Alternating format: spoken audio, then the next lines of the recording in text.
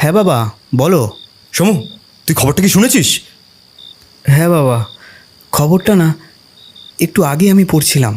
হ্যাঁ, নিরঞ্জন মারা গেছে। তুই একটা কাজ কর না, তোর মার শরীরটাও না ভালো নেই। কিছুদিনের জন্য ছুটি নিয়ে একটু দেখা করে যা। তোর মা অনেক টেনশন করছে। আরে এত টেনশনের কি আছে, আমি তো ঠিকই আছি। আরে তুই কি জানিস, বিগত 6 মাস ধরে যে 6 জন মারা গেছে সবাই ড্রাইভার। আর তোরা তো সবাই একসাথেই কাজ করতিস, সেই টেনশনই করছে তোর মা। এটাই তো স্বাভাবিক, তাই না? পরপর যে কয়েকজনের মৃত্যু হলো তারা সবাই ড্রাইভার। মোটামুটি সবাইকেই চিনতাম, আর বেশিরভাগই আমাদের মছলন্দপুর এলাকার। আরে বাবা, তুমি এত টেনশন করো না। আমি তো আর গাড়ি চালাই না, 5 বছর হয়ে গেছে ছেড়ে দিয়েছি। আমি খুব তাড়াতাড়ি ছুটি নিয়ে আসার চেষ্টা করছি। তুমি একটু মায়ের খেয়াল রেখো। এখন রাখলাম।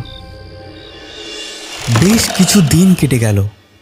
আমারও ছুটির সময় ঘনিয়ে আসলে একটু ওপর মহলে বেশি দিন ছুটি নেওয়ার জন্য আবেদন করলাম। আমার আবেদনও তারা মঞ্জুর করলো।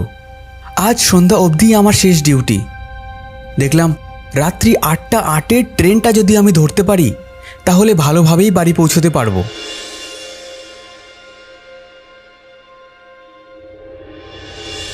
আমার অপরিবর্তে আরেকজন আসলে আমি রীতিমতো ব্যাগ নিয়ে বেরিয়ে পড়লাম।